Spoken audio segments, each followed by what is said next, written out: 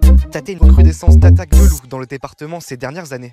Et pour éviter que cela ne se reproduise dans son troupeau, il doit rester vigilant tous les jours de la semaine. Donc les brebis sont échappées de l'enclos, je les ai ramassées dans les vignes derrière. Et le matin, j'ai trouvé les tristes découvertes le matin. 5 brebis égorgées, dont une qui était un peu mangée, le reste il a juste fait joujou avec, il les a égorgées. Il y avait 3 mamans. Donc on a des agneaux que maintenant on est obligé de faire au biberon pour les garder en vie. Là j'ai plus de vie avec ce loup.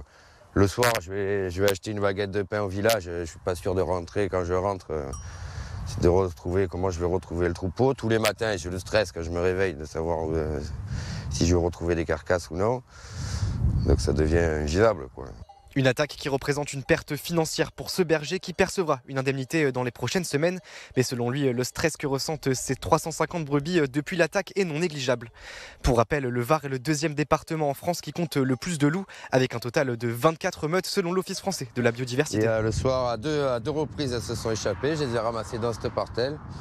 Et les brebis étaient mortes un peu là, il y a 3-4 là-bas. Là où il y a encore des traces de pas, là. Voilà, comme on peut voir, il ne reste pas grand-chose, hein, mais bon, il reste encore un peu de la laine par terre. C'était ici qu'il y avait les cadavres alignés. Allez, Toutou, on va voir les brebis.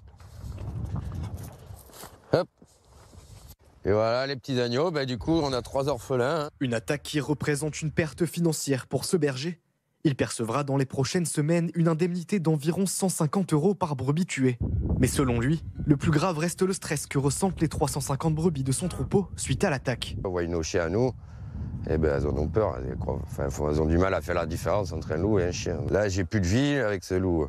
Le soir, je vais acheter une baguette de pain au village. Je suis pas sûr de comment je vais retrouver le troupeau. Tous les matins, j'ai le stress quand je me réveille de savoir si je vais retrouver des carcasses ou non. Déjà que c'est pas un métier facile, qu'on y est tous les jours. Et là, ça devient vraiment compliqué de vivre avec le loup. Malheureusement, on le voit jamais. Même quand il vient nous attaquer, on le voit pas. Il est très malin, donc il se cache. Il faudrait le réguler. Je suis pas là non plus pour dire qu'il faut l'exterminer, mais au moins le réguler ou qu'on ait le droit de se défendre comme il faut. Selon l'Office français de la biodiversité, le Var est le 2e département français qui compte le plus de loups, avec un total de 24 meutes. C'est également le plan loup qui a été dévoilé hier. Et voici quelques-unes des mesures à retenir. Le gouvernement envisage un examen du statut du loup d'espèce strictement protégée à espèce protégée.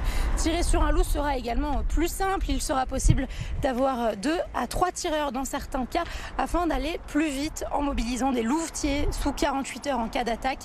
Une meilleure indemnisation des éleveurs a également été évoquée. Sous 125 jours après constat, les dommages seront aussi mieux pris en compte et le comptage des loups sera aussi réformé afin d'être plus précis et un statut du chien de troupeau sera créé afin d'améliorer la protection des troupeaux.